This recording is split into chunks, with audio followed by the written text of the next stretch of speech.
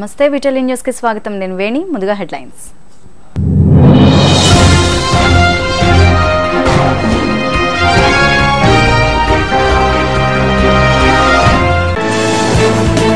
GST సంబరానికై parliament hall ముస్తాబు ఆవిష్కరణ వేడుకకు కాంగ్రెస్ లెఫ్ట్ తృణమూల్ పార్టీలు దూరం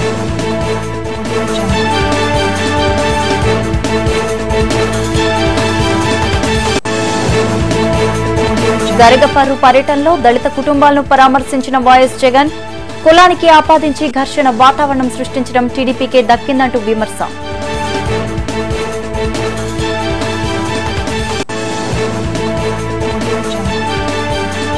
సీజనల్ వ్యాధులపై సమీక్షించిన కలెక్టర్ ప్రవీణ్ కుమార్ ప్రాథమిక స్థాయిలో వ్యాధుల వ్యాప్తిని అరికట్టాలని అధికారులకు ఆదేశం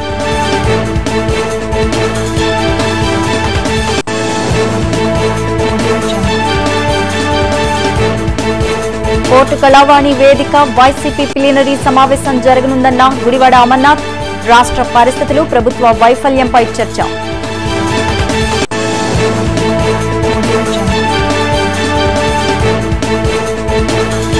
తమ డిమాండ్ల సాధనకై కదం తొక్కిన కార్మిక లోకం సమాన పనికి సమాన వేతనం ప్రతి కార్మికుడికి కల్పించాలంటూ డిమాండ్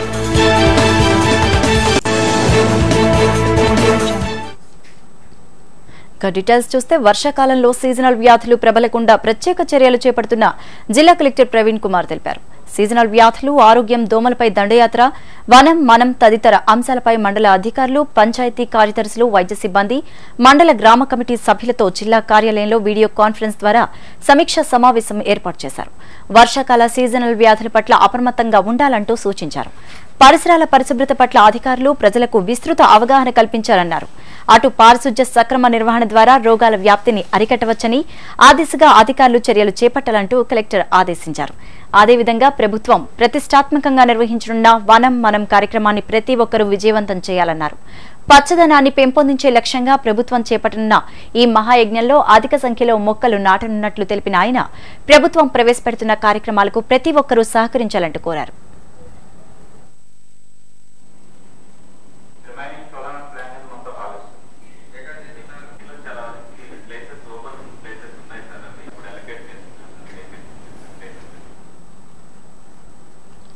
తమ డిమాండ్ల సాధనకై కార్మిక లోకం కదం తొక్కింది తమ సమస్యలను రాష్ట్ర ప్రభుత్వం తక్షణమే పరిష్కరించాలని కోరుతూ సిఐటియు ఆధ్వర్యంలో జేవీఎంసీ గాంధీ విగ్రహం వద్ద 2 రోజుల నిరాహార దీక్షకు దిగింది ఈ సందర్భంగా సిఐటియు కార్యదర్శి జగ్గునాయుడు మాట్లాడారు కార్మికుల హక్కులను కాలరాసే విధంగా నేటి ప్రభుత్వ పాలన కొనసాగడం దురదృష్టకరమన్నారు నిత్యావసర సరుకుల ధరలు ఆకాశాన్ని అంటుతున్న ప్రస్తుత తరుణంలో చాలీచాలని వేతనాలతో కార్మికుల బతుకులు రోడ్డున పడుతున్నాయంటూ ఆవేదన వ్యక్తం చేశారు అటు సుప్రీంకోర్టు ఆదేశానుసారం సమాన పనికి సమాన వేతనం కార్మికుడికి కల్పించాల్సిన ప్రభుత్వం పట్టనట్లు వ్యవహరించడం అన్యాయమన్నారు తక్షణమే ప్రభుత్వం స్పందించి కార్మికుల సమస్యలను పరిష్కరించాలని లేదంటే జూలై 3న మహాధర్నాతో ప్రభుత్వంపై ఒత్తిడి తీసుకువస్తామన్నారు కార్మికులకి నష్టం చేస్తున్న చంద్రబాబు మోడీకి విధానాలు విడనాడాలి.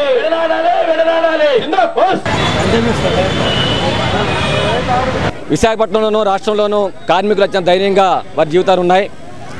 ప్రభుత్వం సంవత్సరాలు గడుస్తున్నా కానీ కనీస వేతన జీవోలు సవరించడం లేదు. ధరలు చూస్తే ఆకాశాన్ని నడుతూ ఉన్నాయి. పెరుగుతున్న ధరలకు అనుగుణంగా కార్మికుల జీతభత్యాలు పెరగడం లేదు. కాబట్టి కనీస వేతన జీవోల్ని షెడ్యూల్ ఇంప్లిమెంట్ జీవోల్ని వెంటనే సవరించాలని చెప్పని రాష్ట్ర ప్రభుత్వాన్ని డిమాండ్ చేస్తూ ఉన్నాం. 2వ అంశం సుప్రీంకోర్టు ప్రత్యేకంగా తీర్పిచ్చింది. పర్మనెంట్ ఎంప్లాయీతో సమానంగా పనిచేసేటువంటి కాంట్రాక్ట్ కార్మికులు అటు ప్రభుత్వ రంగం అయినా సరే ప్రైవేట్ రంగం అయినా సరే వాళ్ళకి సమాన పని సమాన వేతనం చెల్లించాలని చెప్పని ఈరోజు ప్రభుత్వానికి సుప్రీంకోర్టు ఆదేశాలు జారీ చేసింది. దాన్ని కూడా ఈరోజు ప్రభుత్వం అమలు చేయడం లేదు. దీన్ని వెంటనే అమలు చేయాలని చెప్పి మేము డిమాండ్ చేస్తూ ఉన్నాం. అలాగే కార్మిక చట్టాల ప్రకారంగా కనీస వేతనాలు ఈఎస్ఐ పిఎఫ్ బోనస్ గ్రాడ్యుటీ సెలవులు వంటి కార్మిక చట్టాలు ఉన్నాయి. ఈ కార్మిక చట్టాలు సక్రమంగా అమలు కావడం లేదు రాష్ట్రంలోనూ విశాఖపట్నంలో కూడా అనే ప్రభుత్వ రంగ సంస్థలు ప్రైవేట్ పరిశ్రమలోనూ. వీటిని అమలు చేయించే దానికోసం ప్రభుత్వం లేబర్ డిపార్ట్మెంట్ ఉంచింది. ఆ లేబర్ డిపార్ట్మెంట్ ప్రభుత్వం దీన్ని అమలు చేయకుండా ఆంక్షలు పెడతా ఉంది. తనిఖీలకు వెళ్ళొద్దని ఎంకరేజ్ చేయొద్దని చెప్పని ఆ విధంగా చేయడం ద్వారా యాజమాన్యాలు సేవ చేసే కార్యక్రమాన్ని చంద్రబాబు నాయుడు ప్రభుత్వం పూనుకుంది. ఇది అత్యంత దుర్మార్గమైన విషయం. కాబట్టి కార్మిక చట్టాలని కట్టుదిట్టంగా అమలు చేసే దానికోసం ప్రభుత్వం పూనుకోవాలి, లేకపోతే కార్మికులు క్షమించదని చెప్పదలుచుకున్నాం. నగరంలోని పోర్టు కళావాణి ఆడిటోరియం వేదికగా జూలై 2వ తేదీన వైసీపీ ప్లీనరీ సమావేశం జరగనున్నట్లు ఆ పార్టీ జిల్లా అధ్యక్షులు గుడివాడ అమర్నాథ్ వెల్లడించారు. ఈ మేరకు ఆ పార్టీ కార్యాలయంలో ఏర్పాటు చేసిన మీడియా సమావేశంలో పాల్గొని మాట్లాడారు. రాష్ట్రంలో నెలకొన్న పరిస్థితులు, ప్రభుత్వ వైఫల్యాలపై ప్లీనరీలో చర్చిస్తామన్న ఆయన ఇప్పటికే అన్ని నియోజకవర్గాల వారీగా ప్లీనరీ సమావేశాలు జరిగాయని గుర్తు చేశారు. ప్లీనరీ సమావేశాల నిర్వహణకై ఏయూ కాన్వకేషన్ హాల్ కోసం రిజిస్టర్ను సంప్రదించగా మంత్రి గంటాని అడిగి చెప్తాన్ని బదిలివ్వడం ఆశ్చర్యాన్ని కలిగించిందన్నారు. ఏయూ ఉన్నతాధికారులు మంత్రులకు కొమ్ము కాయడం దురదృష్టకరమన్నారు. విశాఖలో నెలకొన్న భూ కుంభకోణంపై తమ పార్టీ పోరాటం కొనసాగుతుందన్న అమర్ సిట్ విచారణపై తమకు నమ్మకం లేదన్నారు. సిబిఐ విచారణ ద్వారానే అసలైన సూత్రధారులు బయటకు వస్తారంటూ పేర్కొన్నారు. ఈ ప్లాట్ నంబర్ నుంచి ఈ ప్లాట్ నంబర్ నావి అందకల్లా మీరు 50 ఎకరాలే మాకు సంబంధం, ఆ మిగిలిన దాంట్లోకి వెళ్తే మా నాయకుల పేర్లు బయటపడిపోతాయి. మరి ప్రభుత్వం పాలసీ తీసుకున్న తర్వాత అన్ని రాజకీయ పార్టీలకి ప్రజాస్వామ్యంలో వర్తిస్తుంది కదా అన్నటువంటి ఆలోచనతో మేము ఆ రిప్రజెంటేషన్ పెట్టుకోవడం జరిగింది. నిన్న రిజిస్ట్రార్ గారిని దానికి సంబంధించి పర్మిషన్ కోసం అడిగితే గంటా శ్రీనివాసరావు గారితో మాట్లాడి ఆయన ఇమ్మంటే ఇస్తామని చెప్తా ఉన్నారు. అంటే ఏ రకమైనటువంటి ఆలోచనలతో ఈరోజు అధికారులు పనిచేస్తూ ఉన్నారు, ప్రభుత్వం ఏ రకమైనటువంటి పాలసీలు తీసుకుంటా ఉంది, వారికైతే ఒక న్యాయం, ఎదుటి వ్యక్తికి అయితే ఒక న్యాయం అనేటువంటి ఆలోచనతో ఈ కార్యక్రమాలు నిర్వహిస్తూ ఉన్నారు. ఈ సాంప్రదాయం ఏదైతే మొన్న 3 రోజుల పాటు మేము కూడా అందుకనే అకాడమిక్స్ ఉంటాయి అన్నటువంటి ఉద్దేశంతోనే ఆదివారం కూడా సెలవు రోజు అయితే ఎవరికి ఇబ్బంది ఉండదు, స్టూడెంట్స్ కూడా ఇబ్బంది ఉండదు, ఏయూ మీద ఉన్నటువంటి గౌరవంతో మేము కూడా ఆదివారం పూట ఈ సమావేశాన్ని నిర్వహించాలని చెప్పి ఆ కార్యక్రమం పెట్టాం. మరి అక్కడ పనిచేస్తున్నటువంటి రిజిస్ట్రార్ గారు చెప్పినటువంటి మాటలైతే కేవలం పచ్చ చొక్కా వేసుకున్నటువంటి వ్యక్తిగా మాకు మా మంత్రి గారు చెప్తే తప్ప మేము పర్మిషన్ ఇవ్వము అన్నటువంటి మాట చెప్తే మీరు అదే లేఖలో రాసివ్వండి అని చెప్పి ఆయన కోరడం జరిగింది. గంటా శ్రీనివాసరావు గారితో మాట్లాడి మేము మీకు పర్మిషన్ ఇస్తామనేటువంటి మాట మీరు మాకు రాసిచ్చేయండి అని చెప్పి అడగడం జరిగింది. నేటి వరకు దాని మీద స్పందన లేదు. అయినప్పటికీ కార్యక్రమాన్ని కోర్టు కలవాలని ఆడిటోరియంలో నిర్వహించాలని చెప్పి పార్టీ నిర్ణయం తీసుకుంది. ఆ కార్యక్రమాన్ని అక్కడ నిర్వహిస్తాం. ప్రభుత్వం తీసుకువస్తున్న మద్యం నూతన పాలసీ విధానాన్ని తీవ్రంగా వ్యతిరేకిస్తూ పీఓడబ్ల్యూ సహా పలు మహిళా సంఘాలు ఆందోళన బాటపట్టాయి. రాష్ట్ర ప్రభుత్వ చర్యలు నిరసిస్తూ జీవీఎంసీ గాంధీ విగ్రహం వద్ద నిరసన ప్రదర్శన చేపట్టాయి. ఈ సందర్భంగా ఐద్వా నగర అధ్యక్షురాలు పద్మ మాట్లాడారు. మద్యం విక్రయాలను దశలవారీగా నియంత్రిస్తామంటూ గద్దెనెక్కిన సీఎం చంద్రబాబు ఇప్పుడు నూతన పాలసీ పేరుతో మద్యం విచ్చలవిడి విక్రయాలకు పూనుకోవడం దుర్మార్గమన్నారు. మద్యాన్ని ప్రధాన ఆదాయ వనరుగా భావిస్తూ టెట్రా ప్యాక్లలో ఇంటి వద్దకే మద్యం విక్రయాలకు పూనుకోవడం సిగ్గుచేటన్నారు. సుప్రీంకోర్టు ఆదేశాలను సైతం బేఖాతరు చేస్తూ చంద్రబాబు సర్కార్ రాజ్యాంగ ధిక్కరణకు పూనుకుంటోందని విమర్శించారు. ఈ మేరకు ప్రజలంతా ప్రభుత్వ చర్యలకు వ్యతిరేకంగా ఐక్య పోరాటానికి సిద్ధం కావాలంటూ పిలుపునిచ్చారు.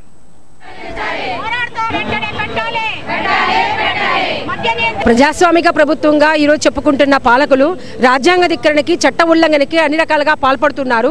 రాజ్యాంగ ధిక్కరణకి రాజ్యాంగాన్ని అమలు చేస్తానని ఈరోజు చట్ట ఉల్లంఘనకు పాల్పడని, చట్టాన్ని అమలు చేస్తారని చెప్పేసి ఉనికిలోకి వచ్చిన అధికారంలోకి వచ్చిన పాలకులు, ప్రమాణాలు చేసిన పాలకులు వాటన్నిటిని ఉల్లంఘించి ఈరోజు మొత్తం కూడా రాజ్యాంగానికి ఆర్టికల్ 47కి విరుద్ధంగా మద్యాన్ని ఆదాయ వనరుగా చేసుకుంటానంటోంది. అదేవిధంగా సుప్రీంకోర్టు ఏదైతే తీర్పునిచ్చిందో ఈరోజు నేషనల్ స్టేట్ హైవేస్ పక్కన ఉన్న మద్యం షాపులు తీసివేయాలి, ఇదే మొత్తం పెద్ద ఎత్తున యాక్సిడెంట్లకు కారణమవుతుందని చెప్పారు. వాటన్నిటిని కూడా పక్కన పెట్టి ఆ తీర్పులను అమలు చేయకుండా చట్ట ఉల్లంఘనకి పాల్పడుతుంది. ప్రభుత్వమే మొత్తం హత్యా రాజకీయాలు నడుపుతున్నప్పుడు ప్రభుత్వం ఏదైతే ఈ రోజు హామీలు ఇచ్చి అధికారంలోకి వచ్చిందో ఆ హామీలన్నీ బుట్టదాకులు చేసి ఆ హామీలకు విరుద్ధంగా ఈ రోజు నూతనత్వం అంటే తాగుబోతులకు నూతనత్వంగా, తిరుగుబోతులకు నూతనత్వంగా ప్రభుత్వం పాలసీలు రూపొందిస్తుంది తప్ప ఈ రోజు ప్రజలకు ఉపయోగపడే విధంగా, మహిళలకు ఉపయోగపడే విధంగా, పేదలకు ఉపయోగపడే విధంగా ఈ రోజు పాలసీలు రూపొందించట్లేదు. కాబట్టి ఈ విధానాలకు వ్యతిరేకంగా ఈ రోజు మహిళా సంఘాల ఐక్యవేదిక ప్రభుత్వం మద్యాన్ని ఆదాయ వనరుగా చేసుకోవడానికి వ్యతిరేకంగా పెద్ద ఎత్తున ప్రచారం చేస్తుంది. ప్రజలు ప్రజాస్వామికవాదులు అందరూ కలిసి రావాలని, ఈ ప్రజాస్వామిక ప్రభుత్వంగా చెప్పుకుంటున్న ఈ పాలకులు చేస్తున్న హత్యా రాజకీయాలకు వ్యతిరేకంగా పెద్ద ఎత్తున తిరుగుబాటు చేయాలని చెప్పేసి మహిళా సంఘాల ఐక్యవేదిక, పీఓడబ్ల్యూ, మహిళా సమాఖ్య, అఖిల భారత ప్రజాతంత్ర మహిళా సంఘం అన్ని కూడా పిలుపునిస్తున్నాయి. అర్హత ఉన్న ప్రతి ఒక్క కుటుంబానికి రేషన్ కార్డులు అందించేందుకు ప్రభుత్వం కృతనిశ్చయంతో ఉన్నట్లు పశ్చిమ నియోజకవర్గ ఎమ్మెల్యే గణబాబు పేర్కొన్నారు. పౌర సరఫరాల శాఖ ఆధ్వర్యంలో పారిశ్రామిక వాడ గుల్లలపాలెం క్రీడా మైదానంలో నిర్వహించిన అవగాహన కార్యక్రమంలో ఎమ్మెల్యే పాల్గొని మాట్లాడారు. నూతనంగా మంజూరైన రేషన్ కార్డుల్లో నెలకొన్న సమస్యలను అధిగమించేందుకు ప్రత్యేక డ్రైవ్ ఏర్పాటు చేసినట్లుగా చెప్పారు. రేషన్ కార్డులో పొరపాట్లు, ఆన్లైన్ నమోదులో చోటు చేసుకున్న పొరపాట్లు తదితర సమస్యల నివారణకు ఈ కార్యక్రమాన్ని చేపట్టినట్లు చెప్పారు.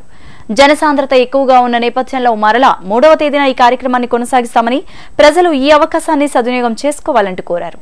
ఈ సందర్భంగా ప్రజల నుంచి నేరుగా ఎమ్మెల్యే ఫిర్యాదులను స్వీకరించి సమస్యల పరిష్కారానికి ఏఎస్ఓను ఆదేశించారు.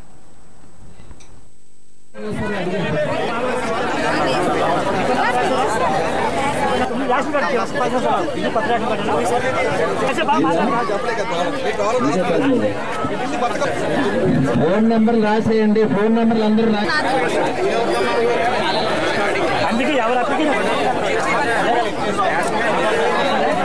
కార్డు మొన్న ఇచ్చిన తర్వాత చాలా మందికి రేషన్ కార్డ్ డిపో దగ్గరికి వెళ్ళాక అది పనిచేయలేదనో, లేకపోతే మాకు ఈ కార్డు కొత్త కార్డు ఇచ్చినాక ఇంకా రేషన్ ఇవ్వట్లేదు, అది యాక్టివేషన్ అవ్వలేదని ఇట్లాంటివి వస్తున్నాయి. అవి కూడా ఇప్పుడే ఇక్కడ చెక్ చేసి ఇప్పుడే చెప్పగలుగుతారు.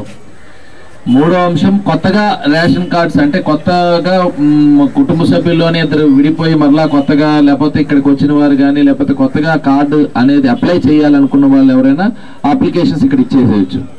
ఇక్కడ ఇస్తే ఇక్కడ తీసుకుంటాం కొత్త రేషన్ కార్డులు.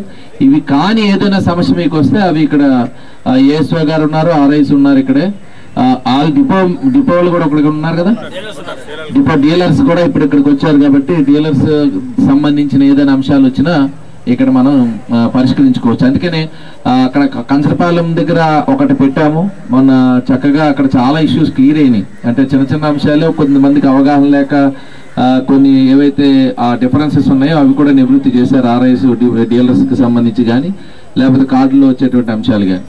ఇప్పుడు ఈ కొత్త అప్లికేషన్ పెట్టేవి రేపు జన్మభూమిలో మీ అందరికీ కూడా కొత్త కార్డులు డిస్ట్రిబ్యూట్ అవుతాయి. ఎన్నికల హామీ మేరకు ముఖ్యమంత్రి చంద్రబాబు నాయుడు ఎస్సీ కులాల వర్గీకరణ చేపట్టాలంటూ ఎంఆర్పీఎస్ జిల్లా అధ్యక్షులు కాకర్ రమణ డిమాండ్ చేశారు. ఎస్సీ ఉపకులాల ఏబీసీడీ వర్గీకరణ చేపట్టాలని కోరుతూ మల్కాపురం ప్రధాన రహదారి మార్గంలో చేపట్టిన నిరసన కార్యక్రమంలో ఈ మేరకు చెప్పులను కుడుతూ వినూత్న రీతిలో తమ నిరసన గళాన్ని వినిపించారు. ఈ మేరకు ప్రభుత్వ నిర్లక్ష్య వైఖరిని రమణ తీవ్రంగా ఖండించారు. ఎన్నికల వాగ్దానాల్లో వర్గీకరణ చేపట్టి పెదమాదిగనవుతానన్న చంద్రబాబు ఆ హామీని విస్మరించారని అన్నారు. ఇప్పటికైనా సీఎం స్పందించి ఎస్సీ వర్గీకరణకు చర్యలు చేపట్టాలని, లేకుంటే రాజధాని అమరావతి సాక్షిగా జూలై 7 నిర్వహించిన కురుక్షేత్ర కార్యక్రమంలో ప్రాణత్యాగానికైనా వెనుకాడేది లేదంటూ స్పష్టం చేశారు.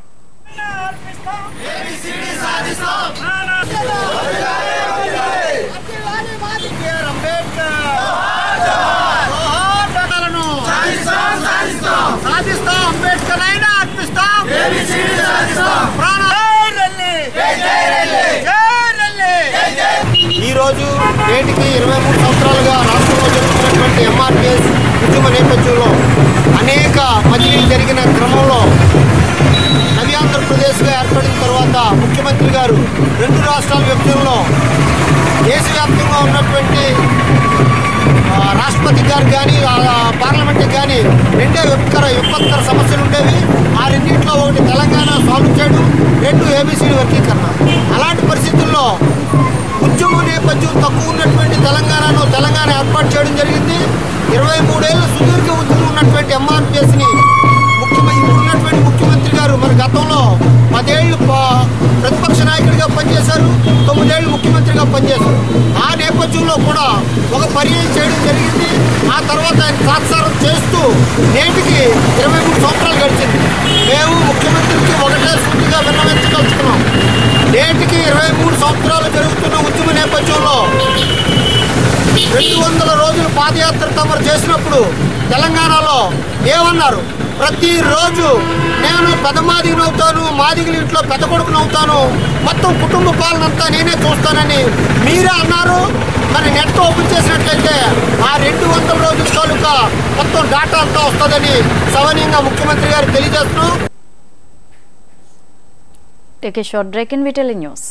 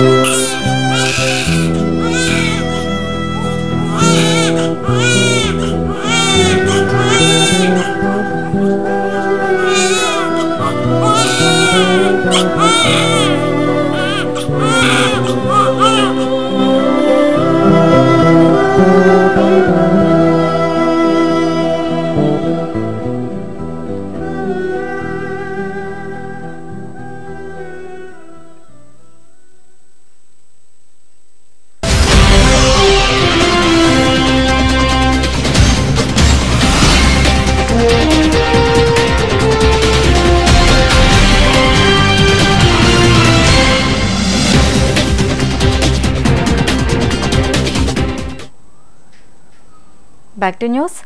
మూలకణ దాతల నమోదు స్వచ్ఛంద సంస్థ ధాత్రి ఆధ్వర్యంలో జూలై 1న ప్రత్యేక శిబిరాన్ని నిర్వహించనున్నట్లు సంస్థ ఉమ్మడి రాష్ట్రాల కోఆర్డినేటర్ రవీంద్రనాథ్ అన్నారు. ఈ సందర్భంగా నగరంలోని ఓ హోటల్లో ఏర్పాటు చేసిన మీడియా సమావేశంలో సంబంధిత వివరాలను తెలియజేశారు. తలసేమియా, లుకేమియా వంటి రక్త క్యాన్సర్ వ్యాధిగ్రస్తుల్లో కొంతమందికి మూలకణ మార్పిడి చికిత్స దోహదం చేస్తుందన్నారు. అరుదుగా లభ్యమయ్యే ఈ దాతల అన్వేషణకై ప్రత్యేక అవగాహన కార్యక్రమాలు నిర్వహిస్తున్నట్లు చెప్పారు. ఇందులో భాగంగా జూలై 1న వాల్టేర్ క్లబ్లోని పెర్ల్ హాల్లో ఈ ప్రత్యేక శిబిరాన్ని నిర్వహించనున్నట్లు చెప్పారు. ఇప్పటికే దేశవ్యాప్తంగా 2,34,000 మంది దాతలుగా రిజిస్టర్ చేసుకోగా కేవలం 272 మంది మాత్రమే సరిపోలే దాతలుగా నిలిచారన్నారు. అరుదైన ఈ విధానంలో యువతకు అవగాహన కల్పించే లక్ష్యంలో భాగంగా తాము ఈ శిబిరాన్ని నిర్వహిస్తున్నట్లు రవీంద్ర వెల్లడించారు.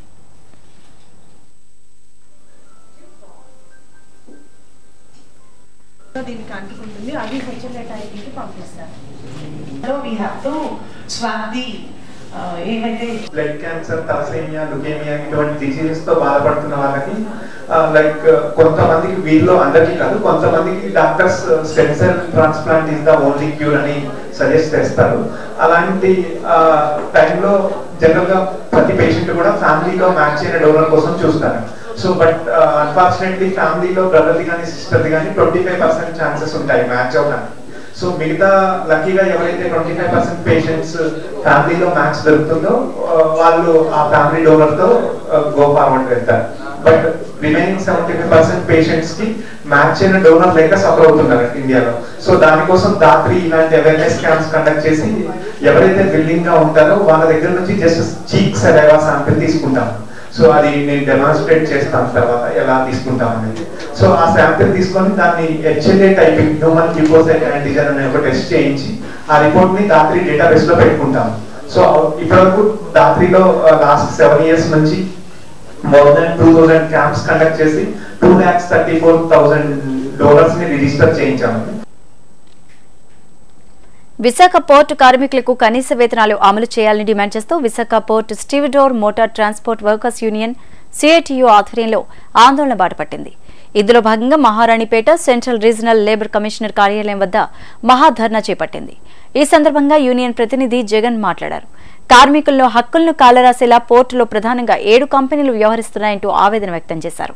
కనీస వేతనాలు అమలు చేయకపోగా ఇచ్చే అతి తక్కువ వేతనాలను సక్రమంగా అమలు చేయక కార్మికులకు ఇబ్బందులు గురిచేస్తున్నట్లు చెప్పారు. ఈ నేపథ్యంలో కార్మికులను ఐక్యం చేసి లేబర్ కమిషనర్ దృష్టికి తీసుకువచ్చినట్లు చెప్పారు.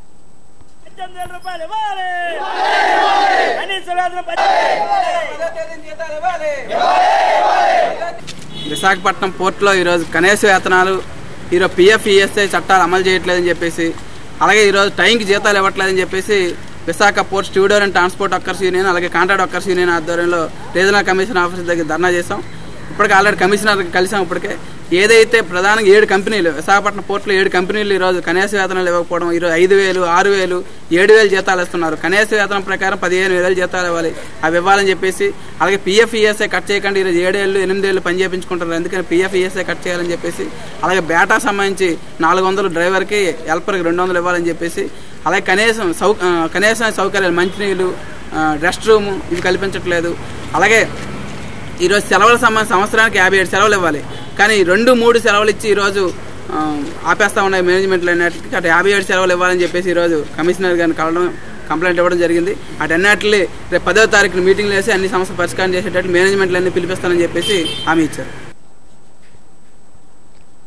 కార్మికుల శ్రమను దోచుకుంటున్న కర్మాగారాలు సమాన పనికి సమాన వేతనం చెల్లించడంలో జాప్యం వహించడం దుర్మార్గమంటూ CITU నగర ప్రధాన కార్యదర్శి జగ్గునాయుడు అన్నారు. పారిశ్రామిక వాడ HPCL సంస్థలో పనిచేస్తున్న కార్మికులకు అన్ని రకాల వస్తువులు కల్పించాలని కోరుతూ మల్కాపురం జోన్ ఆధ్వర్యంలో నిరసన కార్యక్రమం చేపట్టి యాజమాన్య తీరుకు వ్యతిరేకంగా HPCL గేట్ వద్ద వ్యతిరేక నినాదాలు చేశారు. ఉద్యోగితో సమానంగా పనిచేస్తున్న కార్మికుల పట్ల సంస్థల యాజమాన్యాలు వివక్ష చూపడం అన్యాయమన్నారు. సమాన పనికి సమాన వేతనం చెల్లించాలన్న సుప్రీంకోర్టు ఆదేశించినా అమలు చేయడంలో యాజమాన్యాలు తాత్సారం చేస్తున్నాయంటూ దుర్మార్గమన్నారు. తక్షణమే అసంఘటిత రంగ కార్మికులకు సమాన పనికి సమాన వేతనం కల్పించాలంటూ డిమాండ్ చేశారు. లేకుంటే కార్మిక లోకం ఐక్య పోరాటానికి దిగుతున్నట్టు హెచ్చరించారు. HPCL లో పనిచేస్తున్నటువంటి కాంట్రాక్ట్ కార్మికులు దాదాపు 4,000 మంది ఉన్నారు. ఈ కార్మికులకి ప్రభుత్వ జీవో ప్రకారంగా కనీస వేతనాలు ఇక్కడ యాజమాన్యం అమలు చేయడం లేదు. ఈఎస్ఐ పిఎఫ్ చెల్లింపులో కాంట్రాక్టర్లు చాలా మోసాలకి గురవుతా ఉన్నారు. వాస్తవంగా కార్మికులు 26 రోజులు నెలకు పనిచేసినా గానీ 15 రోజులు 16 రోజులు పనిచేస్తున్నట్టు దొంగ రికార్డు సృష్టించి ఆ విధంగా కార్మికులు మోసం చేసే కార్యక్రమం చేస్తా ఉన్నారు. దీన్ని సరిచేసిన బాధ్యత యాజమాన్యానికి. ఎందుకంటే ఇది నవరత్న కంపెనీ, ఆయిల్ కంపెనీ, దేశంలోని ప్రతిష్టాత్మక కంపెనీ ఇది. ఈ కంపెనీలో పనిచేసే కార్మికులకి చట్టపరమైన సదుపాయాలు లేకపోవడం చెప్పారంటే ఇది కంపెనీకి అవమానకరమైన విషయం. కాబట్టి హెచ్పిసిఎల్ యాజమాన్యం వెంటనే జోక్యం చేసుకుని చట్ట ప్రకారం కనీస వేతనాలు, ఈఎస్ఐ, పిఎఫ్ సదుపాయాల్ని వెంటనే అమలు చేయాలని చెప్పని మేము డిమాండ్ చేస్తా ఉన్నాం. అదేవిధంగా కంపెనీ లోపల ప్రమాదాలు జరగకుండా మొత్తం కట్టుదిట్టమైన చర్యలు చేపట్టాలి. ఆ చర్యలు చేపట్టడం ద్వారా పనిచేస్తున్నటువంటి పర్మనెంట్ కాంట్రాక్ట్ కార్మికులు కాకుండా మల్కాపురం పరిసర ప్రాంతాల్లో ఉన్నటువంటి ప్రజానికాలకు కూడా రక్షణ కల్పించే బాధ్యత హెచ్పిసిఎల్ యాజమాన్యం మీద ఉంది. కాబట్టి హెచ్పిసిఎల్ లోపల ఈ భద్రతలు చేసే కార్యక్రమాలు చేపట్టాలని చెప్పని మేము సిఐటిగా డిమాండ్ చేస్తా ఉన్నాం. 3 అంశం ఈ రోజు కంపెనీ లోపల పనిచేసే కార్మికులకి మంచినీటి సదుపాయం, మరుగుదొడ్డి సదుపాయం, భోజన విశ్రాంతి సదుపాయం, సబ్సిడీ క్యాంటీన్ సదుపాయం, ఇవన్నీ చట్టపరమైన హక్కులు. ఈ సదుపాయాన్ని కల్పించాల్సిన బాధ్యత ఈ రోజు హెచ్పిసిఎల్ యాజమాన్యానికి ఉంది. పేద విద్యార్థులకు చేయూత ఇచ్చేందుకు తూర్పు నియోజకవర్గం శాసనసభ్యులు వెలగపూడి రామకృష్ణబాబు ఎప్పుడూ సిద్ధంగా ఉంటారని నియోజకవర్గ టీడీపీ నాయకులు పోతనారెడ్డి అన్నారు. ఎంవీపీ కాలనీలో కేడీపీఎం పాఠశాలలో ఈ మేరకు విద్యార్థులకు పుస్తకాలు, విద్యా సామగ్రి ఆయన అందజేశారు. అనంతరం పోతనారెడ్డి మాట్లాడారు. వెలగపూడి సొంత నిధులతో ప్రతి ఏటా పేద విద్యార్థులకు చేయూత అందిస్తున్నట్లు చెప్పారు. ఆర్థిక సమస్యలతో ఏ ఒక్క విద్యార్థి విద్యకు దూరం కాకూడదన్న కృత నిశ్చయంతో ప్రతి ఏటా ఇటువంటి కార్యక్రమాలు నిర్వహిస్తున్నట్లు చెప్పారు. కేడీపీఎం పాఠశాలలో 9వ తరగతి విద్యార్థులకు చంద్రన్న సైకిల్స్ ను అందజేశారు.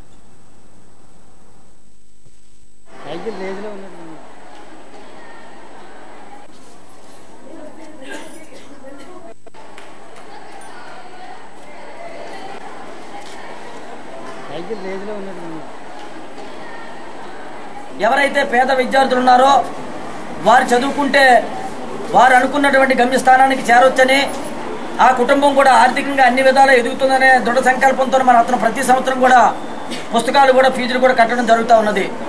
అలాగే ఇప్పటి వరకు శాంతాశ్వరం, కేడీపీఎం హై స్కూలు, అలాగే కొన్ని స్కూల్స్కి ఏ స్కూల్స్ అయితే విశాఖపట్నంలో మెయిన్ ఉన్నాయి అన్ని స్కూల్స్ కూడా ఆల్రెడీ పుస్తకాలు పంపిణీ చేయడం జరిగింది.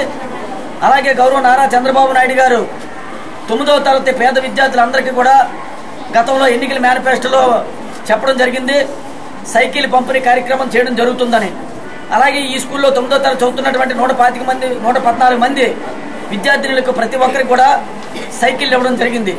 ఏదైతే సుదూర ప్రాంతాల నుంచి 2-3 కిలోమీటర్ల దూరం నుంచి రావడం జరుగుతూ ఉన్నదో వారందరూ కూడా పేదవారు వచ్చి మరి ఈ స్కూల్లోనే వారు చదువుకోవాలని చక్కగా మన మహిళలు కూడా అన్ని రంగాల్లోనే ఎదగాలనే ఉద్దేశంతోనే మరి ఇక్కడ చదువుకున్న విద్యార్థులను కూడా మరి అనుకున్నటువంటి గమ్యస్థానాన్ని చదువుకొని చక్కగా భవిష్యత్తులో పైకి రావాలనే ఉద్దేశంతోనే ఏదైతే ఈ కార్యక్రమం చేపట్టడం జరిగిందో గౌరవ నారా చంద్రబాబు నాయుడు గారికి అలాగే శాసనసభ్యులు వెలగపూడి రామకృష్ణబాబు గారికి కూడా మన నా తరఫున ఇక్కడ ఉన్నటువంటి సిబ్బంది తరఫున కూడా ప్రత్యేక ధన్యవాదాలు మీ ద్వారా మేము తెలియజేసుకుంటా ఉన్నాం. శిథిలావస్థకు చేరుకున్న ఫిషింగ్ హార్బర్ షెల్టర్లను మరలా పునరుద్దరించాలని రాష్ట్ర mechanised fishing boat operators association అధ్యక్షులు అప్పారావు డిమాండ్ చేశారు. మత్స్యకారుల వ్యాపార అవసరాల నిమిత్తం ఏర్పాటు చేసిన షెల్టర్ హుదూద్ గాళ్ల ప్రభావంతో పైకప్పు ధ్వంసమైందని అన్నారు. అప్పటి నుంచి అటు పోర్టు యాజమాన్యానికి ఇటు ప్రజాప్రతినిధులకు విన్నవించిన ఎటువంటి ఫలితం లేదన్నారు. ప్రస్తుతం కురుస్తున్న కుండపోత వర్షాలతో పైన ఉన్న చెక్క నిర్మాణం వర్షపు నీరుకు తడిసి ఊడిపడిందని, అదృష్టవశాత్తు ఆ సమయంలో మత్స్యకారులు ఎవరూ లేకపోవడం పెను ప్రమాదం తప్పిందన్నారు. ఎటువంటి ఘటనలు పునరావృతం కాకుండా అధికారులు తక్షణ చర్యలు చేపట్టాలంటూ కోరారు. లేకుంటే బోట్లను నిలిపివేసి మహాధర్నాకు సిద్ధమవుతామని హెచ్చరించారు.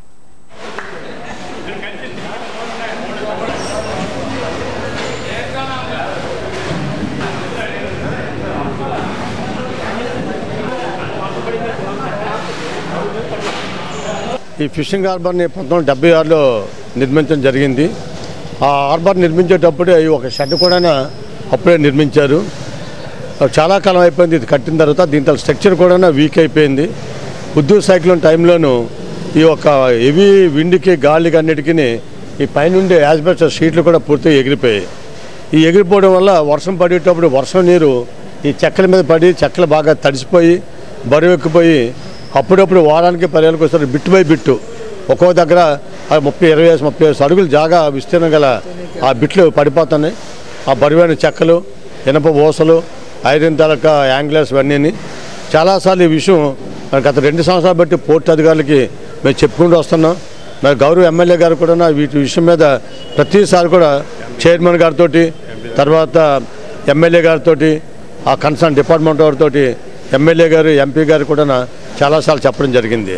అయినా అసలు ఏంటి మరి పోర్టు వారి నిర్లక్ష్యం, ఇది ఎప్పుడు కూడా అదిగో చేస్తాం ఇదిగో చేస్తాం అంటాం తప్ప ఇక్కడ ఏమీ జరగలేదు. కాబట్టి ఎప్పటికైనా సరే ఈ షెడ్ తాలూకా పైన ఏదైతే కూలిపోవడానికి సిద్ధంగా ఉందో అట్లీస్ట్ ఆ స్ట్రక్చర్ తీసేయండి.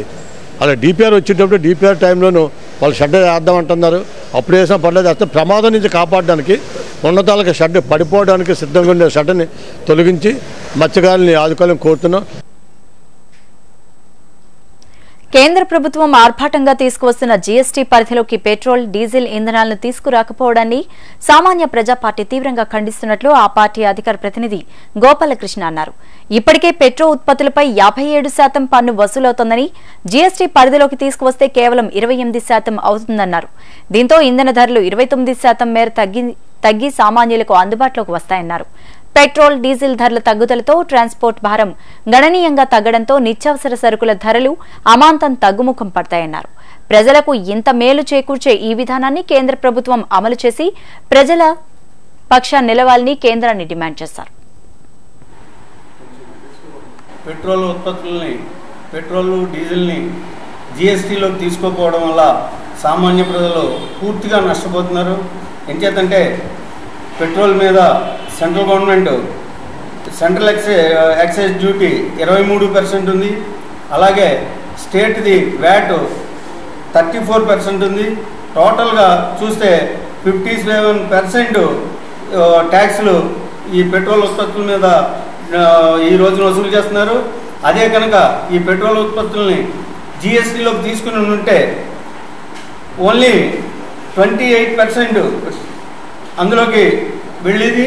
ఈ రోజున జీఎస్టీ వల్ల 118 కోట్ల భారతదేశ ప్రజలు దీని మీద సఫర్ అవుతున్నారని, దీని వెంటనే పెట్రోల్ ఉత్పత్తుల్ని జీఎస్టీలోకి తీసుకోవాలి. అలాగే మెడిసిన్స్ మీద కూడా ఇవాళ 5% నుంచి 22% భారం పడుతోంది. అవి కూడా నిత్యావసర వస్తువులే.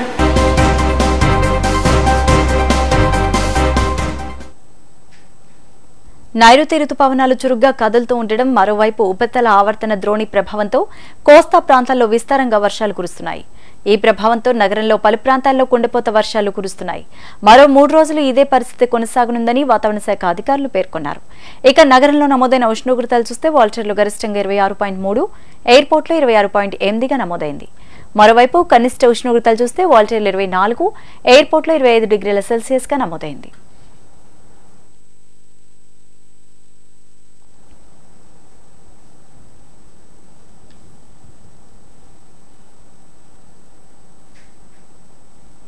బులెటిన్ ముగించే ముందు హెడ్లైన్స్ మరోసారి.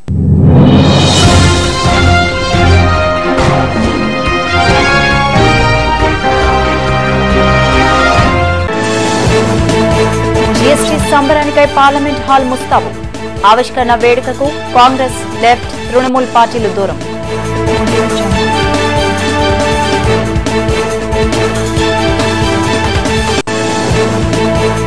గరగపర్రు పర్యటనలో దళిత కుటుంబాలను పరామర్శించిన వైఎస్ జగన్. కులానికి ఆపాదించి ఘర్షణ వాతావరణం సృష్టించడం టీడీపీకే దక్కిందంటూ విమర్శ.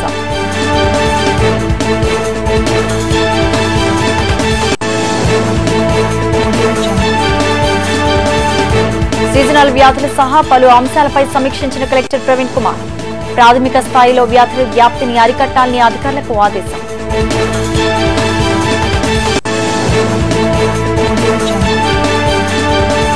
పోర్టు కళావాణి వేదిక వైసీపీ ప్లీనరీ సమావేశం జరగనుందని గుడివాడ అమర్నాథ్.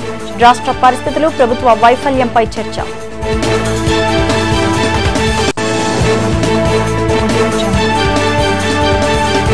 తమ డిమాండ్ల సాధనకై కదం తొక్కిన కార్మిక లోకం. సమాన పనికి సమాన వేతనం ప్రతి కార్మికునికి కల్పించాలంటూ డిమాండ్.